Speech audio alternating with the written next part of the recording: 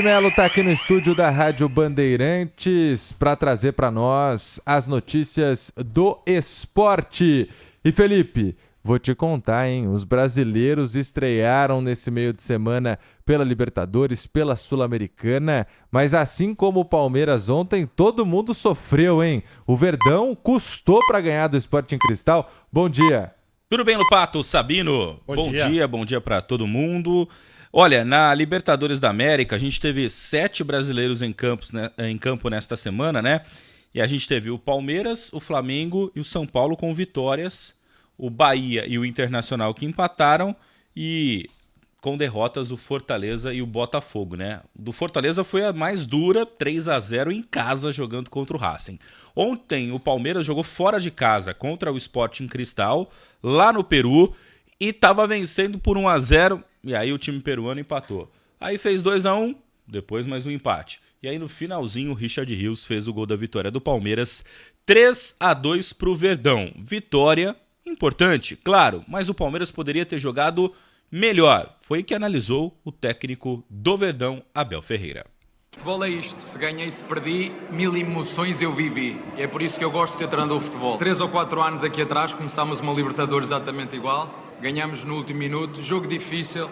E nestes jogos e Libertadores, uma boa parte, 60% da nossa equipa sabe o que é Libertadores. O treinador sabe o que é Libertadores. Foi preciso ir buscar o nosso espírito que sempre temos, nunca desistir, lutar até ao fim, esperar que o resultado apareça, e foi isso que aconteceu hoje. Tá aí o Abel Ferreira, então, falando sobre esse jogo do Palmeiras. Realmente o Palmeiras poderia ter jogado mais, mas o que importa realmente são os 3 pontos. E olha, o Palmeiras com 50 vitórias fora do Brasil na Libertadores da América. É o maior vitorioso da Libertadores da América fora do Brasil, 50 vitórias em 94 jogos. Quer dizer, um baita de um desempenho do Palmeiras, se tornando o clube brasileiro com mais vitórias fora de casa, fora do Brasil, no caso, na Libertadores da América.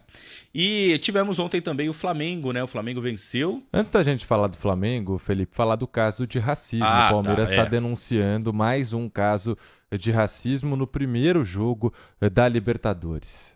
Exatamente. Ontem, mais um caso de racismo, assim como no jogo do São Paulo também tivemos, né?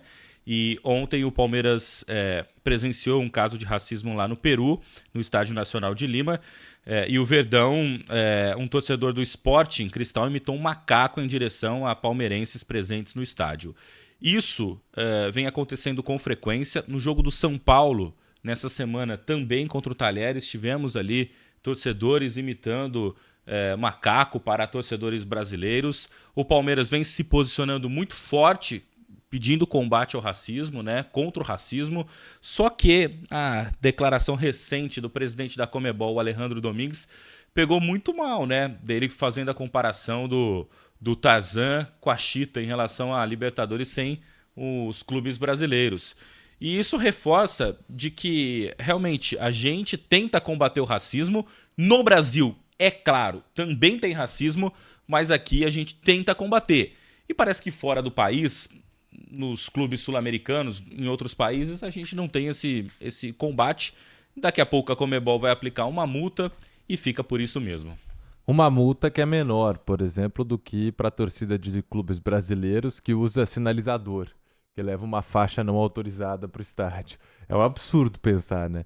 É que é tão discrepante assim o valor da multa para coisas que são tão diferentes, né? Uma é crime, uma não pode acontecer. Só que só no Brasil também, né? Em muitos outros países da América do Sul não é um crime como é no Brasil o racismo. Enfim, Felipe, você já disse, o Flamengo jogou fora de casa contra o Deportivo Táchira, enfrentou uma retranca daquelas e terminou com um gol do Juninho de peito, fazendo 1-0 para o Flamengo. Foi só, o Flamengo não jogou bem, mas o Flamengo também com muitos desfalques. Assim como o Palmeiras jogando desfalcado, o Flamengo também sem Arrascaeta, Plata, Pedro, Gerson e tantos outros jogadores fora da partida. 1-0 para o rubro-negro. E eu acho que o grande jogo dessa semana da Libertadores envolvendo os brasileiros aconteceu em Salvador, entre Bahia e Internacional. e o jogo terminou empatado. 1-1, o Bahia saiu na frente ontem com o gol do Jean Lucas, mas o Ener Valencia empatou na reta final do segundo tempo, tudo igual, 1-1 Bahia e Internacional, e eu acho que foi talvez ali o grande jogo dos brasileiros nesta rodada de campeonato de Libertadores da América.